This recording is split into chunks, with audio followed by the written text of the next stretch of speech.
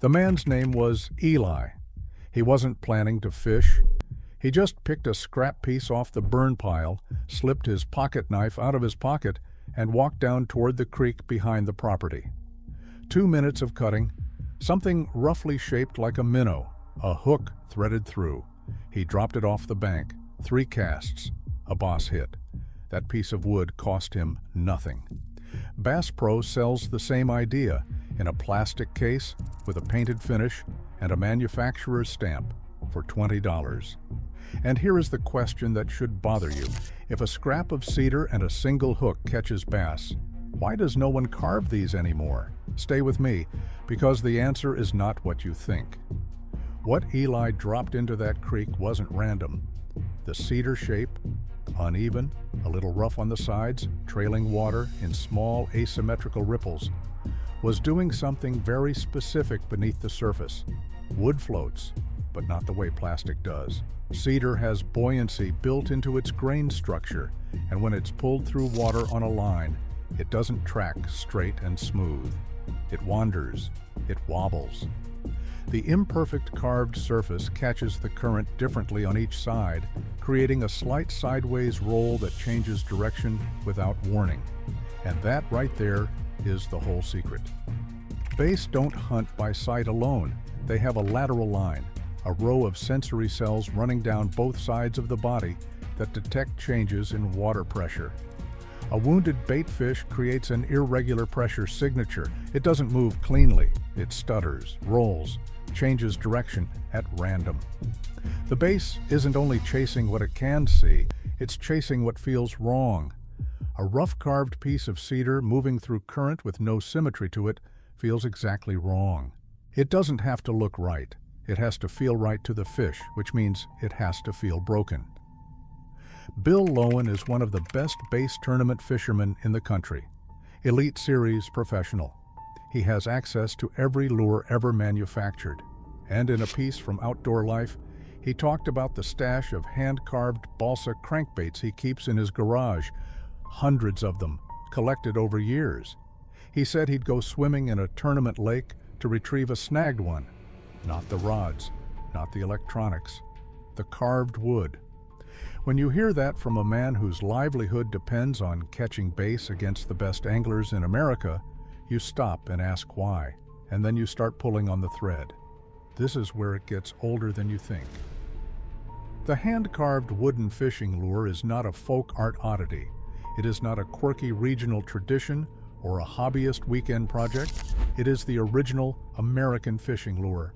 Before there was a tackle industry, before there was a Bass Pro, before there was a fishing aisle in any store anywhere, men who wanted to catch fish carved the tools themselves, from whatever wood was close, from scraps, from furniture cutoffs and branch wood and fence pickets.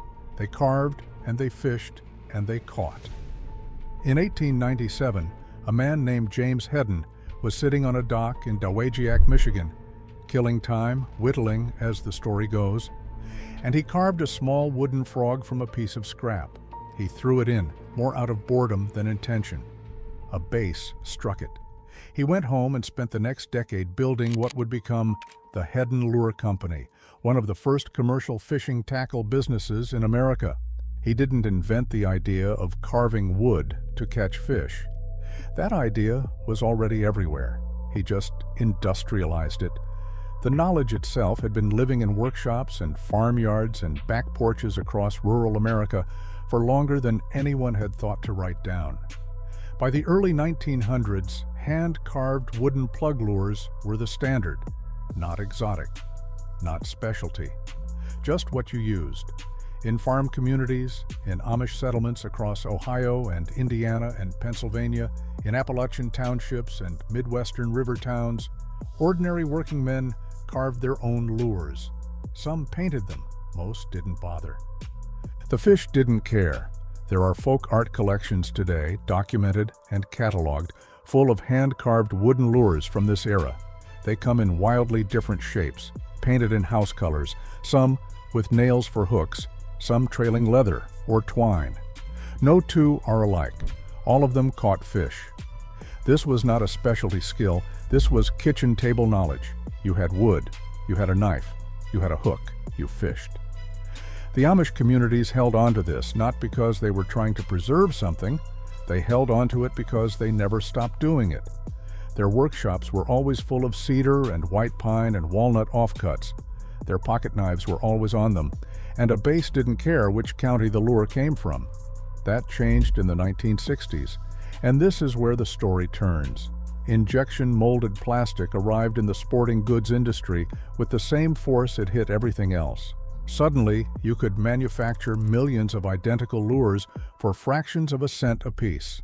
Identical bodies, identical action, identical finish, straight off the mold. Manufacturers flooded tackle shops and gas stations and hardware stores with plastic crankbaits at $3, $4, $6. The profit margin on a plastic lure retailing for $15 to $20 was extraordinary, and the raw material, oil-derived polymer, cost almost nothing per unit compared to the hand labor of cutting wood. Here is the math nobody in that industry wanted you to do. A hand-carved cedar lure costs you one hook and 20 minutes. Everything else is scrap you are going to burn. A plastic lure costs the manufacturer cents and retails for $15 to $20. That gap between what it costs to make and what it costs to buy only exists if the buyer has forgotten that the original was free. The forgetting is the product. And by the mid-1970s, the tackle aisles had gotten crowded enough and the marketing loud enough that most anglers had forgotten. Easier to grab something off a peg hook than to pick up a knife. But in 1968, one man in East Tennessee had not forgotten. His name was Fred C. Young. He was a mechanic and woodworker from Vonore, not a manufacturer, not a tackle designer, not a tournament professional. He hand-carved a crankbait from a block of balsa, wider body than anything on the market, a cupped, angled lip, a wobble nobody had produced before. He fished it in regional base tournaments, won, fished it again, won again. Word spread fast. Other anglers started offering money for whatever he was throwing. He kept carving one at a time by hand. By the early 1970s, individual lures were selling for over $20 a piece. Real money for the time. Every major tackle company noticed. They couldn't buy the design, so they cloned it in plastic, rushed it to market at a fraction of the price, and flooded every store in the country. What happened next became the founding moment of the modern bass fishing industry, and what got quietly left behind, the thing nobody in that story had any reason to advertise, changes the way you look at every lure hanging in that store. They called it the Big O. And what happened to the Big O is where this gets strange. Fred C. Young never built a factory, never hired a sales team, never ran an ad. He sat in a small Tennessee town with a block of balsa and a knife, and carved something that caught fish better than anything the tackle industry had ever produced at scale. The Big O, named for its wide, rounded body shape, didn't look like the lures of its era. It was thicker, more exaggerated, with a lip angle that forced the bait into a tight, wobbling roll that bigger bass couldn't ignore. Young fished it, won with it, sold a handful to other anglers who watched him win. That was the whole operation. Then Cordell showed up, then Rebel, then Bomber. Within 2 years of the Big O's reputation spreading through the southern bass circuit, 3 major manufacturers had plastic versions on the shelf. They retailed at $4 and $5. Young's hand-carved originals had been selling for over $20. The plastic clones moved by the millions. The hand-carved originals stopped selling, not because they stopped working, but because nobody could compete with a factory floor. Fred Young's Big O originals are collector's items now. Signed and numbered examples change hands for serious money among vintage lure collectors. But the knowledge underneath them, that a shaped piece of wood and a hook produces the same physics, that knowledge didn't make it into the packaging. It got left behind on purpose, or close enough to purpose that the distinction barely matters. Here is what the tackle industry understood and never needed to say out loud. The business model only works if the buyer believes the product is beyond them. If you know that cedar and a pocket knife produces the same pressure signature in water as a $15 Rapala, you are no longer a reliable customer. You are a threat to the margin. So the industry didn't suppress the knowledge through any coordinated effort. It didn't have to. It just kept the shelves full, the packaging glossy, and the price low enough to feel like a small decision every time. Berkeley, Rapala, Strike King. Combined, these companies and their competitors move hundreds of millions of dollars in lures annually.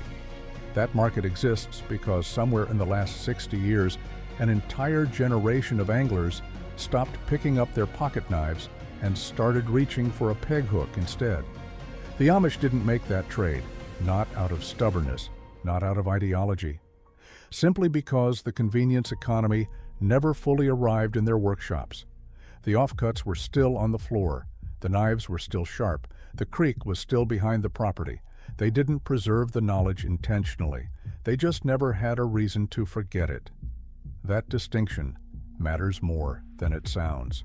Because preserved knowledge can be lost when the person who preserved it is gone. Knowledge that was never abandoned doesn't need preserving at all. It just keeps being used. Now here is the proof object that closes this argument.